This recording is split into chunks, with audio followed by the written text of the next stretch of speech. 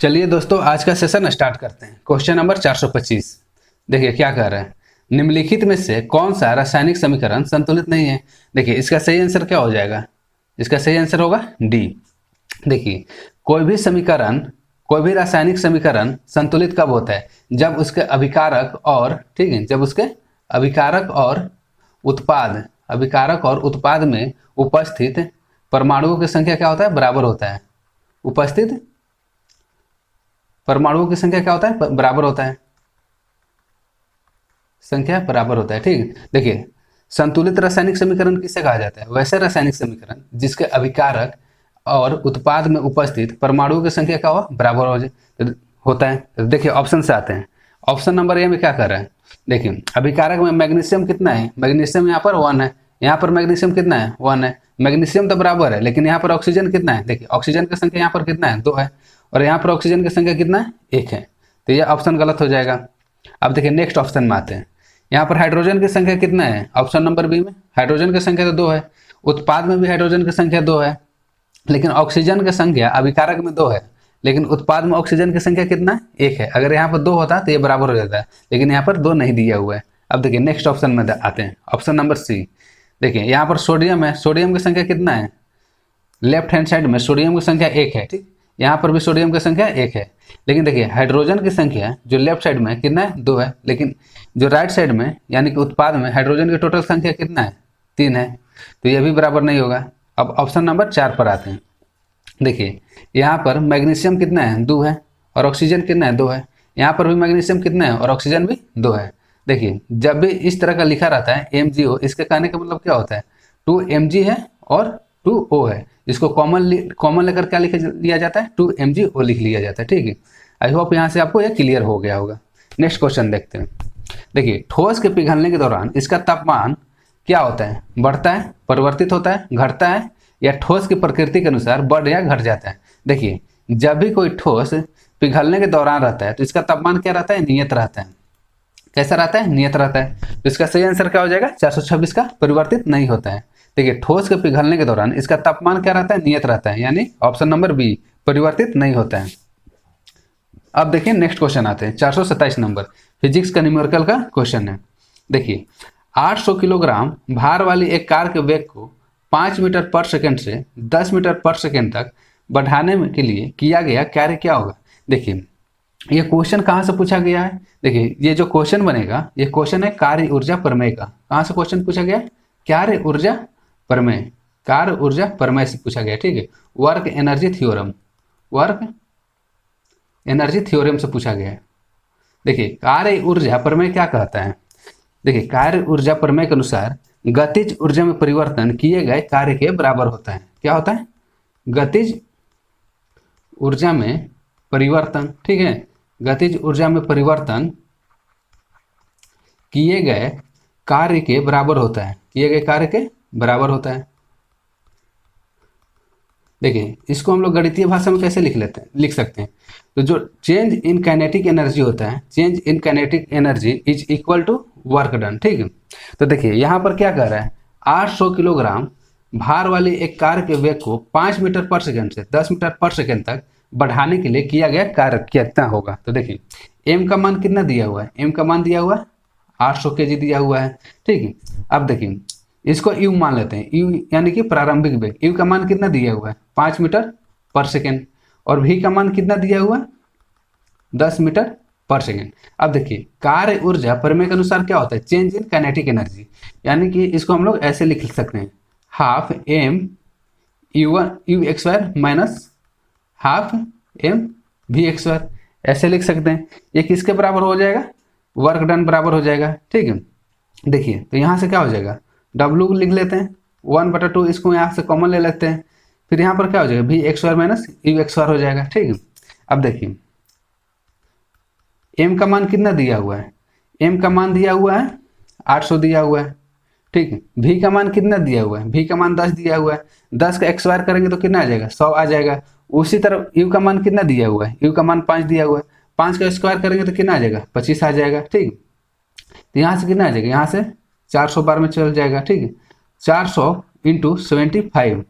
और देखिए क्वेश्चन किस में दिया हुआ है, किलो जूल में दिया हुआ है, ये किस में आएगा, जूल में आ जाएगा। इसको किलो जूल में बदलने के लिए सिंपली हम लोग क्या करेंगे, 1000 से भाग दे देंगे, तो 2 जीरो से 2 जीरो कट जाएगा। ठीक है, देखिए 1 जीरो, ठीक, इसको काट छाट के आंसर कितना आ जाएगा, यहाँ 5 चौके 20, 7 चौके 28, 2 30, 1 जीरो से फिर लास्ट में 1 जीरो कट जाएगा, तो इसका सही आंसर क्या हो जाएगा, 30 किलो जूल। देखिए आई होप आपको ये समझ में आ गया होगा। देखिए एक क्वेश्चन कहाँ से पूछा गया, कार्य ऊर्जा प्रमेय से, और कार्य ऊर्जा प्रमेय के अनुसार क्या होता है, गतिज ऊर्जा में जो परिवर्तन होता है किए गए कार्य के बराबर होता है। तो सिंपली हम लोग क्या ले लेते हैं, कार्य बराबर गतिज ऊर्जा में परिवर्तन ले लेते हैं। यहाँ पर m का मान दिया हुआ है, u का मान दिया हुआ है, v का मान दिया हुआ है, सिंपल हम लोग मान पुट कर देंगे, आंसर आ जाएगा 30 किलो जूल। नेक्स्ट क्वेश्चन देखते हैं।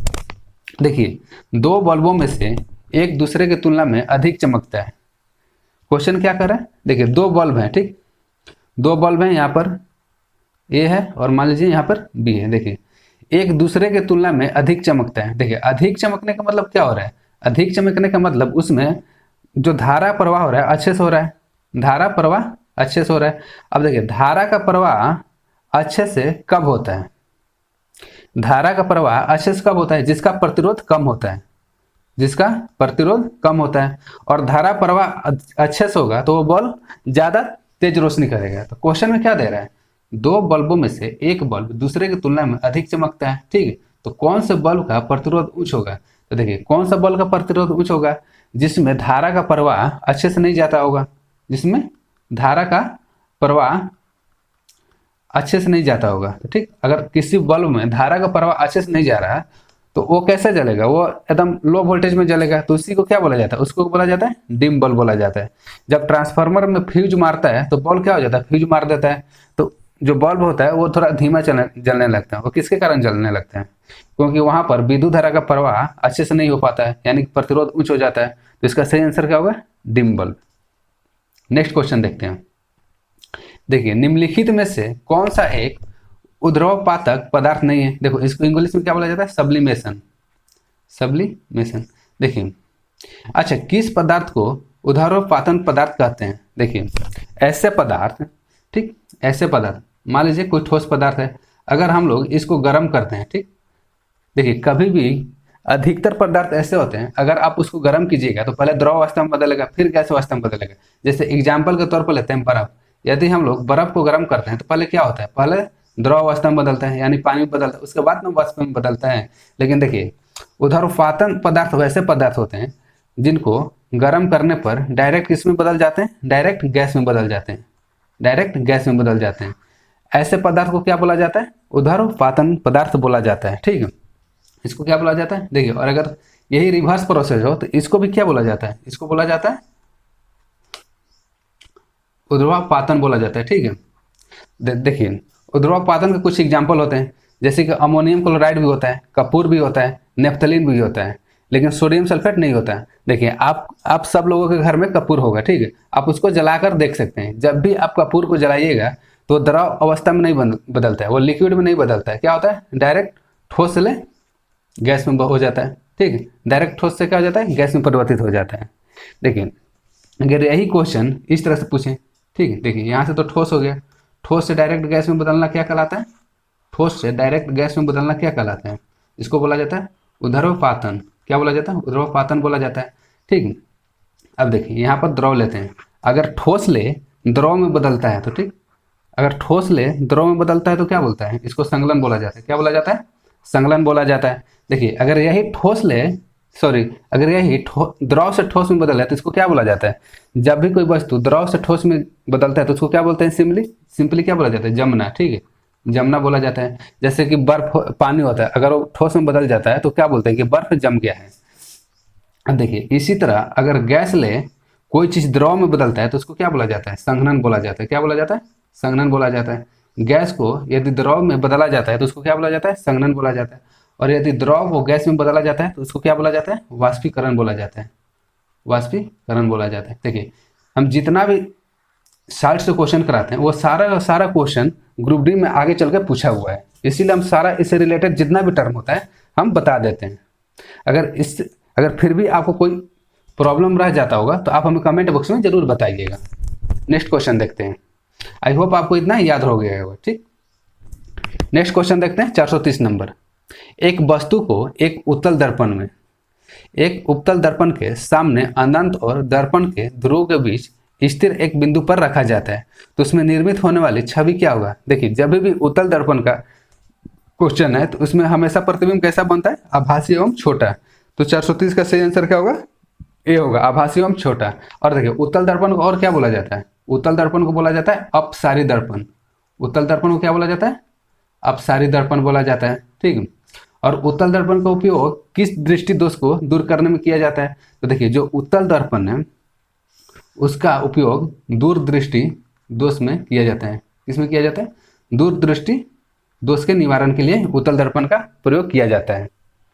अब आते हैं नेक्स्ट क्वेश्चन पे। देखिए, नंदा देवी राष्ट्रीय उद्यान कहाँ पर स्थित है? तो देखिए, जो नंदा देवी राष्ट्रीय उद्यान वो कहाँ पर स्थित है? उत्तराखंड में स्थित है। ठीक, 431 का सही आंसर क्या होगा? बी। नंदा देवी राष्ट्रीय उद्यान कहाँ स्थित है? उत्तराखंड में स्थित है। अब आते हैं नेक्स्ट क्वेश्चन 432 नंबर पर। देखिए, 5.6 किलोवाट आवर बराबर क्या होगा? तो देखिए, 1 किलोवाट आवर बराबर कितना जूल होता है? तो देखिए, प्रीवियस वीडियो में हम बता चुके हैं 1 किलोवाट बराबर कितना होता है? 1 किलोवाट आवर बराबर होता है 3.6 गुने 10 के पावर 6 जूल होता है। तो सिंपली हम लोग क्या करेंगे? क्वेश्चन क्या पूछ रहा है? देखिए, जब 1 किलोवाट आवर में 3.6 इंटू 10 के पावर 6 जूल होता है तो 5.6 में कितना होगा? तो सिंपली गुना कर देंगे। 5 इंटू 6 इंटू 3.6 गुने क्या हो जाएगा? 10 के पावर 6 जूल हो जाएगा। तो गुना करने पर कितना आंसर आएगा? देखिए, गुना करने पर आएगा आंसर 20.16 इंटू 10 के पावर 6 जूल। ठीक, ये सिंपल क्वेश्चन है। आपको बस इतना याद रखना चाहिए कि 1 किलोवाट आवर में कितना जूल होता है? तो देखिए, 1 किलोवाट में होता है 3.6 इंटू 10 के पावर 6 जूल, और इसी को क्या बोला जाता है? 1 यूनिट बोला जाता है। इसी को क्या बोला जाता है? 1 यूनिट बोला जाता है। अब आते हैं नेक्स्ट क्वेश्चन पर। देखिए, क्वेश्चन नंबर 433। भारत का कौन सा शहर हुगली नदी पर बसा हुआ है? तो हुगली नदी पर कौन सा बसा हुआ है? तो इसका सही आंसर होगा कोलकाता। कोलकाता कहाँ का राजधानी? कोलकाता राजधानी है पश्चिम बंगाल का। ठीक है, कोलकाता कहाँ का राजधानी है? पश्चिम बंगाल का। देखिए, कभी कभी क्वेश्चन ये भी पूछ देता है कि जो कोलकाता है, कोलकाता के वास्तुकार कौन थे? ठीक है, तो देखिए, कोलकाता के वास्तुकार कौन थे? तो इसका सही आंसर होगा जॉब चार्नोक। जॉब चार्नोक थे। ठीक है, कोलकाता शहर के वास्तुकार कौन थे? जॉब चार्नोक थे। कोलकाता में एक फेमस क्रिकेट स्टेडियम है, कौन सा है? कोलकाता में एक फेमस क्रिकेट स्टेडियम भी है, वो कौन सा है? आप हमें कमेंट बॉक्स में बताइएगा। अब आते हैं नेक्स्ट क्वेश्चन में। देखिए, एक संपीड़ित स्प्रिंग में कौन सी ऊर्जा होती है? तो इसका सही आंसर क्या होगा? स्थितिज ऊर्जा। एक संपीड़ित स्प्रिंग में कौन सी ऊर्जा होती है? स्थितिज ऊर्जा होती है। नेक्स्ट क्वेश्चन देखते हैं 435 नंबर। देखिए, निम्नलिखित में से किसके अनुसार तत्वों के गुणधर्म उनके परमाणु भारों के आवर्ती फलन होते हैं? देखिए, ये भी क्वेश्चन रिपीट हुआ है। इसका सही आंसर क्या होगा? मेंडलीव का आवर्ती नियम। ठीक, अगर यही परमाणु संख्या पूछता तो परमाणु संख्या किसके आधार पर है? परमाणु संख्या के आधार पर कौन सा आवर्त सारणी है? तो वह है आधुनिक आवर्त सारणी। आधुनिक आवर्त सारणी। और आधुनिक आवर्त सारणी किसने बनाया था? तो आधुनिक आवर्त सारणी बनाने का श्रेय किसको जाता है? मोस्ले को जाता है। ठीक, अब देखिए, न्यूलैंड्स कास्टक नियम क्या था? देखिए, जो न्यूलैंड्स कास्टक नियम था वो क्या कहता था?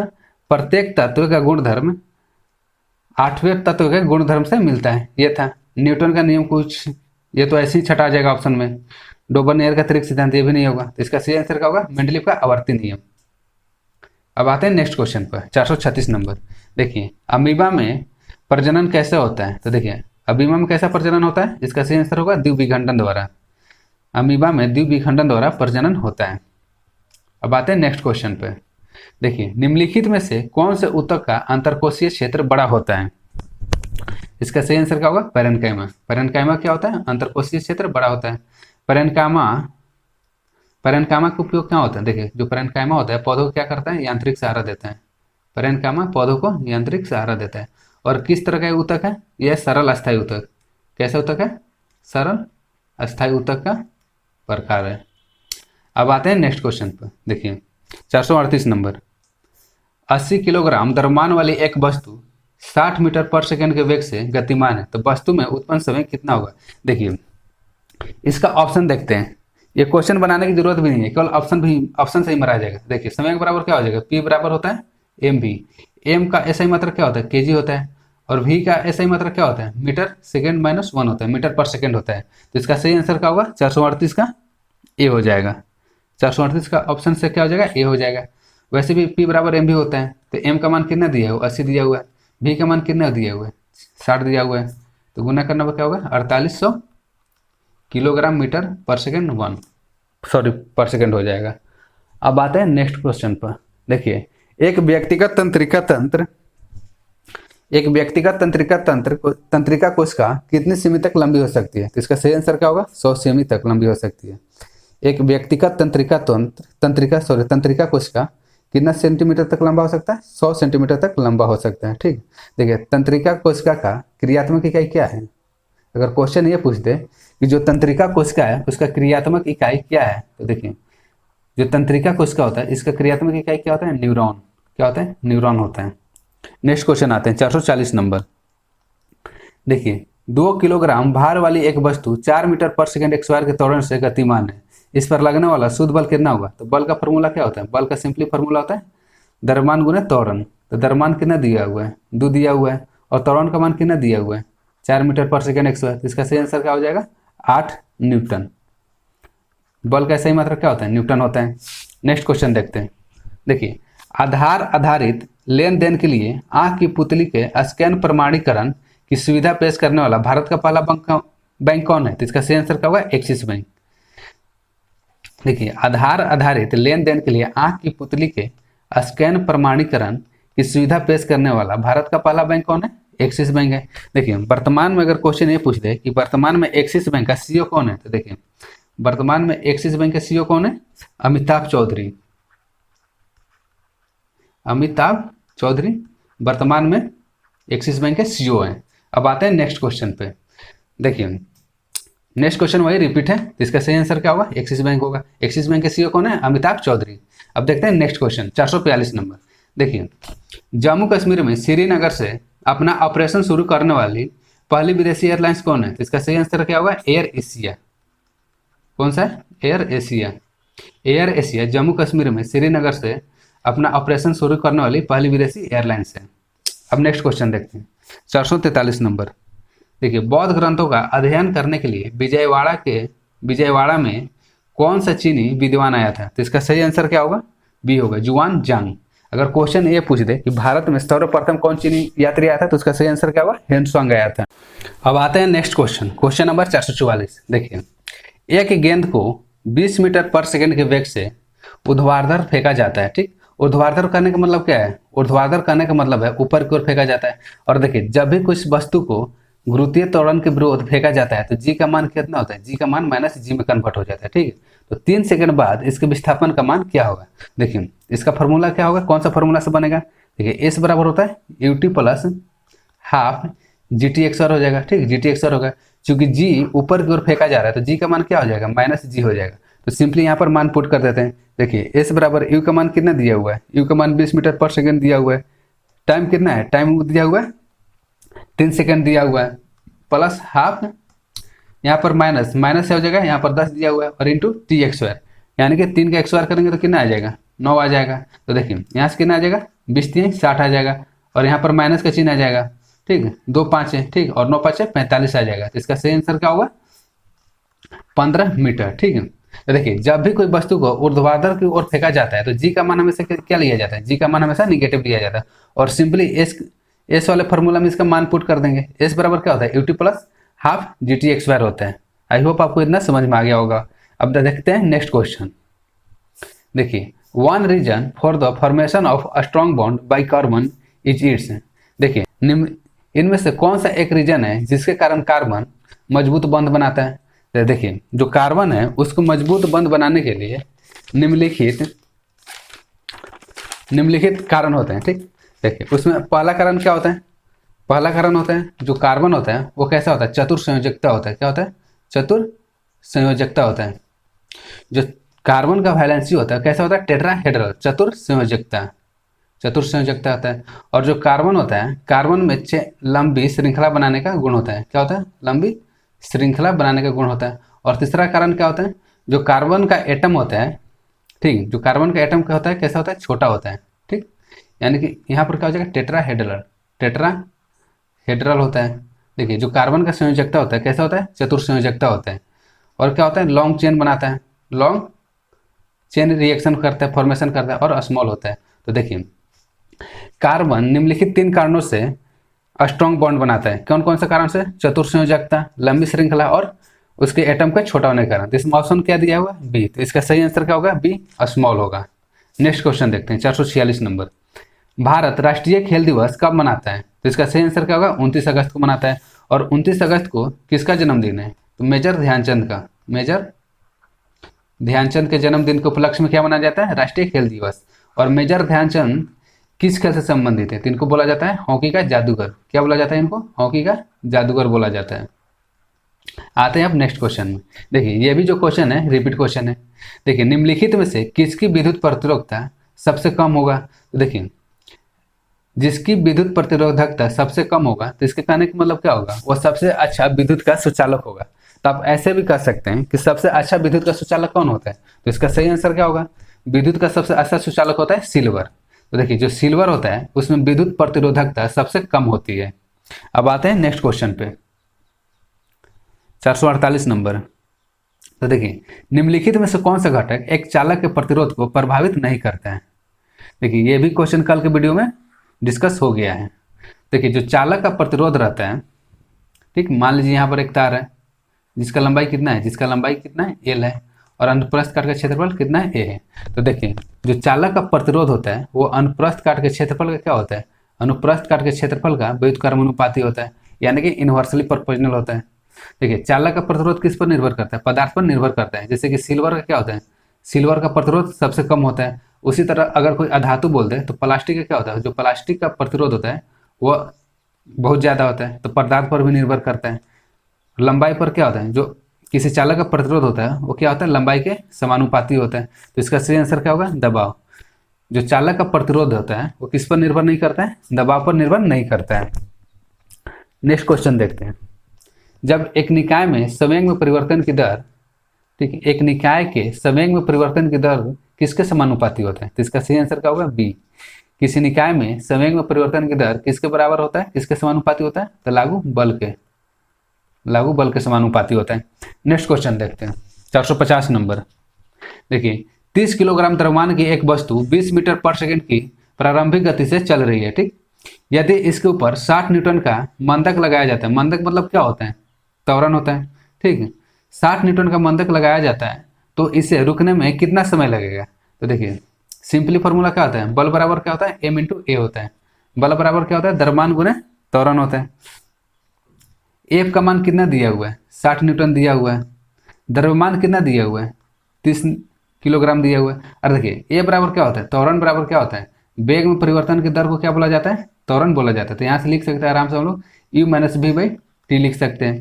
तो देखिए इसकी प्रारंभिक कितनी गति कितनी है, इसकी प्रारंभिक गति यू बराबर कितना है, 20 मीटर पर सेकेंड है। तो यहाँ से क्या लिख सकते हैं, 60 बराबर 30 और देखिए प्रारंभिक गति कितना है यहाँ पर 20 मीटर है, और अंतिम गति कितना दिया हुआ है, अंतिम गति नहीं दिया हुआ है तो इसको जीरो मान लेते हैं। 30 इंटू 20 बटा कितना हो जाएगा, हमको निकालना क्या है, समय निकालना है। तो सिंपली टी बराबर क्या हो जाएगा, टी बराबर हो जाएगा 30 इंटू 20 बटा 60 हो जाएगा। तो 20 तिहाई और 3 दहा 10। तो इसका सही आंसर क्या होगा, 450 का सही आंसर क्या होगा, डी। देखिए जब भी समय होता है, समय कभी निगेटिव में नहीं होता है, समय हमेशा कभी निगेटिव में नहीं होता है। तो इसलिए इसका आंसर क्या होगा, डी होगा, 10 सेकेंड। अब आते हैं नेक्स्ट क्वेश्चन पर। देखिए एवोगाड्रो संख्या को किसके द्वारा निरूपित किया जाता है। तो देखिए एवोगाड्रो संख्या को किससे निरूपित किया जाता है, बी, n0 से निरूपित किया जाता है।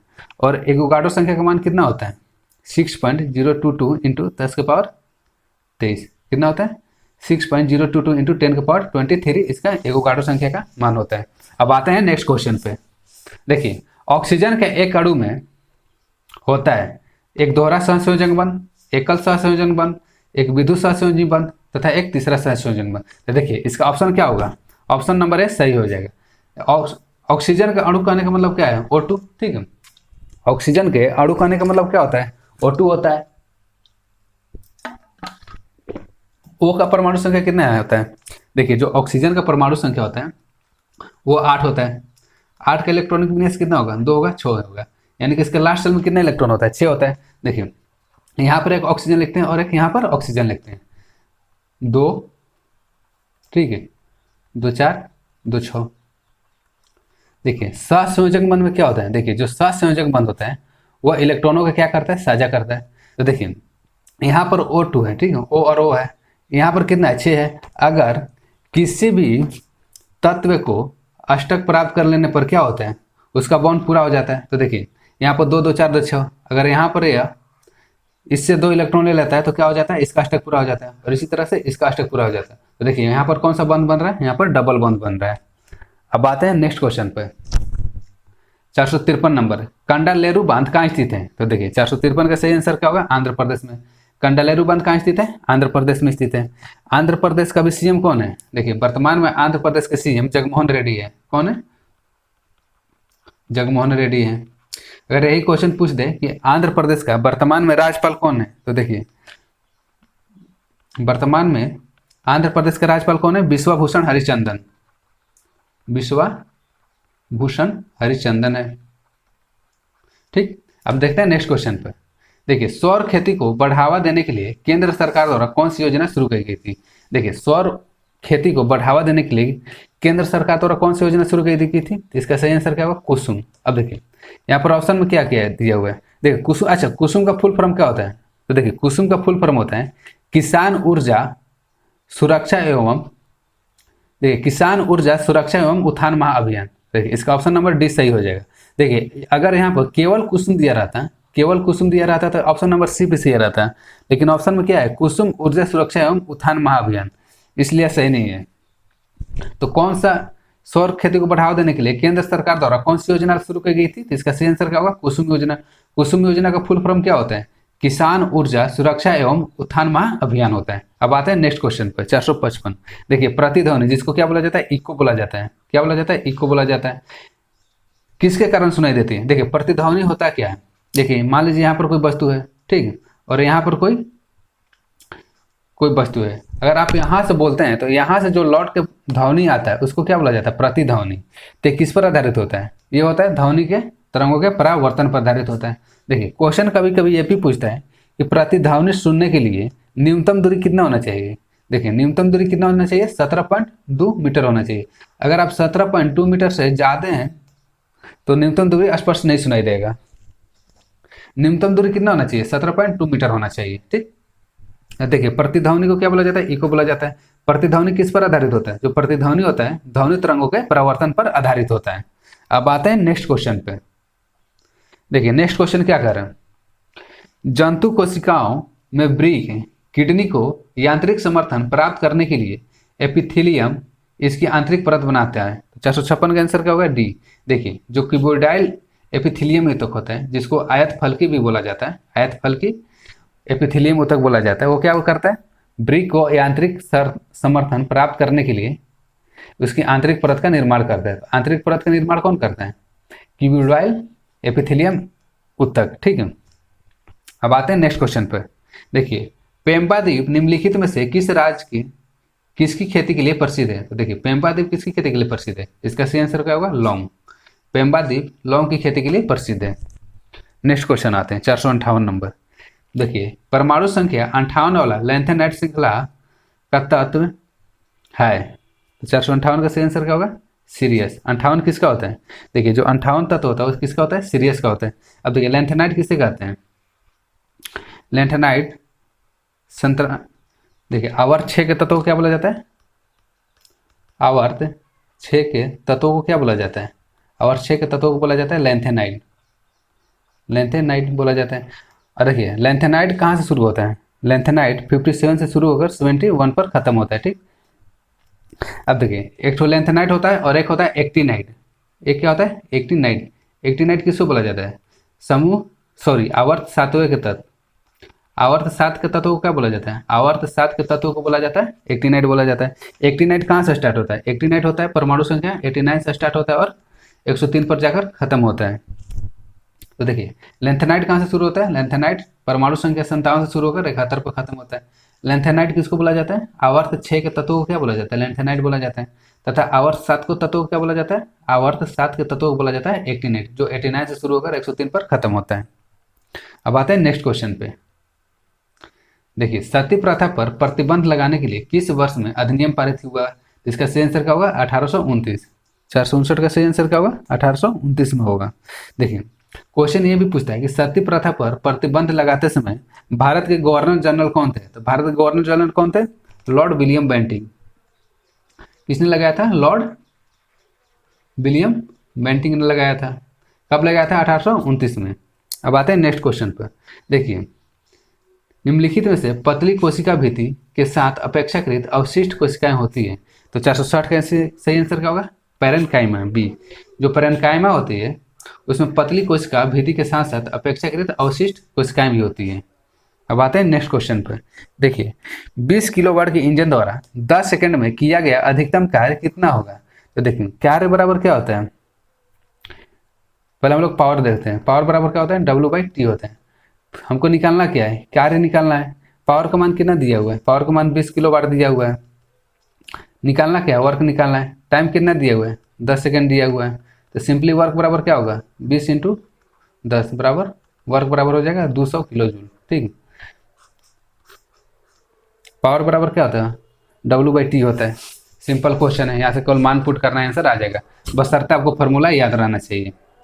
अब आते हैं नेक्स्ट क्वेश्चन पे। देखिए, गांधी जी ने चंपारण नामक एक छोटे से गांव में असहयोग आंदोलन शुरू किया था। ठीक है। चंपारण वर्तमान में कौन से भारतीय राज्य में स्थित है? तो चंपारण किस राज्य में स्थित है? चंपारण देखिए बिहार में पड़ता है। चंपारण कहाँ पड़ता है? बिहार में। बिहार का राजधानी कहाँ है? बिहार का राजधानी पटना है।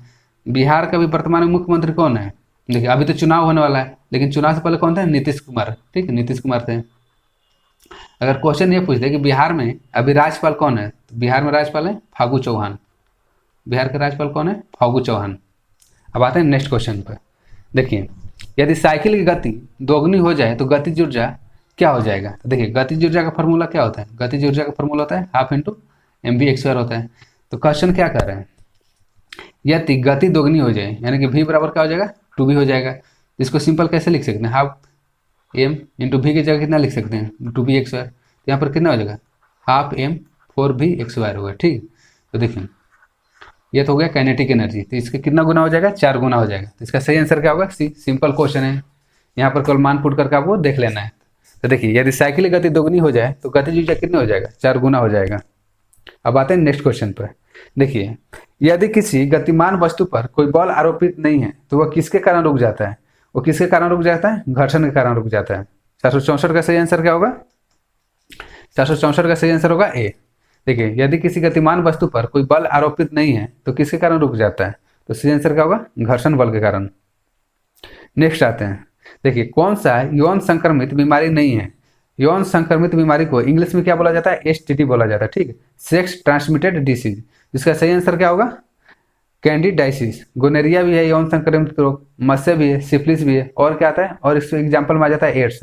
एड्स भी कैसा है? यौन संक्रमित बीमारी है। लेकिन यौन संक्रमित बीमारी कौन सी नहीं है? कैंडिडाइसिस यौन संक्रमित बीमारी नहीं है। अब आते हैं नेक्स्ट क्वेश्चन पे। खुदरा भुगतान और निपटान प्रणाली के संबंध में NPCI का फुल फॉर्म क्या होता है? तो देखिए, NPCI का फुल फॉर्म क्या होता है? National payment corporation of India. इसका फुल फॉर्म क्या होता है? National payment corporation of India होता है। ठीक है। NPCI का फुल फॉर्म क्या होता है? National payment corporation of India होता है। अब आते हैं नेक्स्ट क्वेश्चन पर। देखिए, एक तत्व की परमाणु संख्या 20 है तो उसके रासायनिक गुण निम्न में से किस तत्व के समान है? देखिए, ये भी क्वेश्चन रिपीट हुआ है। तो देखिए, इस टाइप का जब भी क्वेश्चन है तो सबसे पहले हम लोग क्या करते हैं? इसका हम लोग इलेक्ट्रॉनिक्स विन्यास लिखते हैं। तो देखिए, 20 का इलेक्ट्रॉनिक विन्यास क्या होगा? 2 हो जाएगा, 8 हो जाएगा, 8 हो जाएगा। ठीक है, 8 और 16 2 18 2 20। ठीक है, 8 2 10 8 18 2 20। देखिए, जब भी इस टाइप का क्वेश्चन पूछे कि रासायनिक गुण निम्नलिखित में से किस तत्व के समान होता है, तो सबसे पहले आपको लास्ट सेल में उपस्थित इलेक्ट्रॉनों की संख्या को ज्ञात करना है। ठीक है, अगर लास्ट सेल में उपस्थित इलेक्ट्रॉनों की संख्या दिए हुए ऑप्शन से मिल जाता है तो उसका वही सेम आंसर हो जाएगा। देखिए, ऑप्शन आते हैं। ए में क्या दिया हुआ है? बोरॉन दिया है, 5 होता है। तो देखिए, इसका इलेक्ट्रॉनिक विन्यास कितना होगा? 2 होगा, 3 होगा। इसकी लास्ट सेल में कितने इलेक्ट्रॉन है? इसके लास्ट सेल में कितने इलेक्ट्रॉन है? 3 इलेक्ट्रॉन है, तो ये समान नहीं होगा।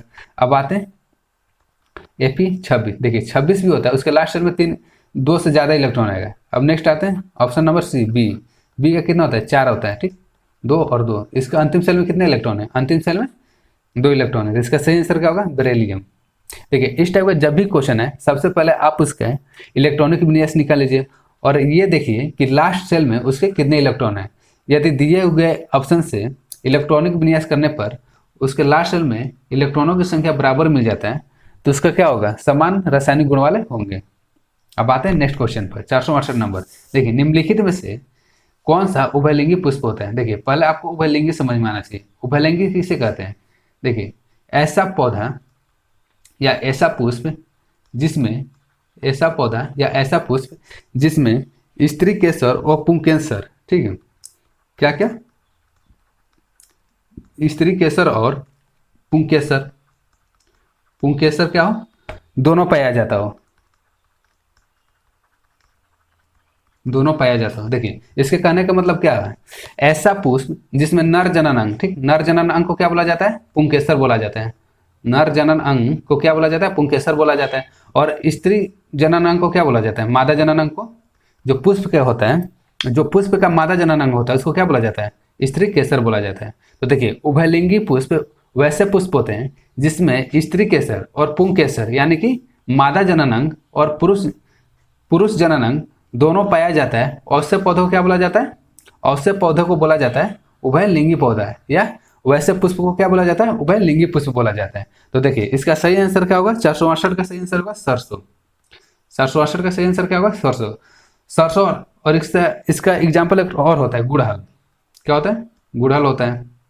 देखिए उभयलिंगी पुष्प किसे कहा जाता है? उभयलिंगी पुष्प ऐसे पुष्प होते हैं जिन पर स्त्री केसर और पुंकेसर यानी कि मादा जनन अंग और पुरुष जनन अंग, ठीक है, दोनों एक साथ पाया जाता हो उसको क्या बोला जाता है? उभयलिंगी पुष्प बोला जाता है।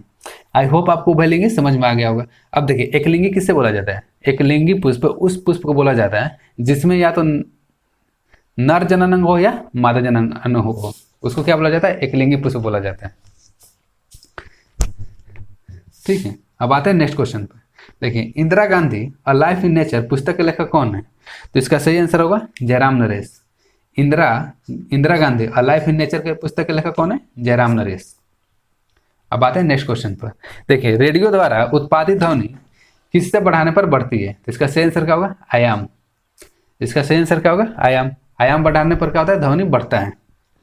नेक्स्ट क्वेश्चन देखते हैं, 471 नंबर। देखिए आधुनिक आवर्त सारणी में वर्ग 1 में मौजूद एकमात्र धातु कौन है? एकमात्र धातु कौन सा है? इसका सही आंसर क्या होगा? हाइड्रोजन। ठीक, देखिए जो आधुनिक आवर्त सारणी है उसमें समूहों की संख्या कितनी है? समूहों की संख्या कितनी है? 18। और आवर्तों की संख्या कितनी है? आवर्तों की संख्या कितनी है? 7। देखिए जो ऊर्ध्वाधर कॉलम होता है, ऊर्ध्वाधर कॉलम, इसकी संख्या कितनी है? 18 है। ऊर्ध्वाधर कॉलम की संख्या कितनी है? 18 है। और जो क्षैतिज कॉलम होता है इसको क्या बोला जाता है? आवर्त बोला जाता है। इसकी संख्या कितनी है? 7 है। ठीक, आई होप आपको ये क्लियर हुआ होगा। अब आते हैं नेक्स्ट क्वेश्चन में, 472 नंबर। देखिए अग्नाशय रस में मौजूद एंजाइम प्रोटीन को एमिनो एसिड में परिवर्तित कर देता है। कौन सा ऐसा अग्नाशय रस में एंजाइम होता है जो प्रोटीन को अमीनो एसिड में परिवर्तित कर देता है? तो 472 का सही आंसर क्या होगा? 472 का सही आंसर होगा ए, ट्रिप्सिन। कौन सा रहता है? ट्रिप्सिन रहता है। जो ट्रिप्सिन एंजाइम रहता है प्रोटीन को किस में बदल देता है? ट्रिप्सिन एंजाइम प्रोटीन को एमिनो एसिड में परिवर्तित कर देता है। अब देखिए नेक्स्ट क्वेश्चन देखते हैं, 473 नंबर। देखिए नीचे दी गई संरचना में दर्शाए गए यौगिक का नाम क्या है?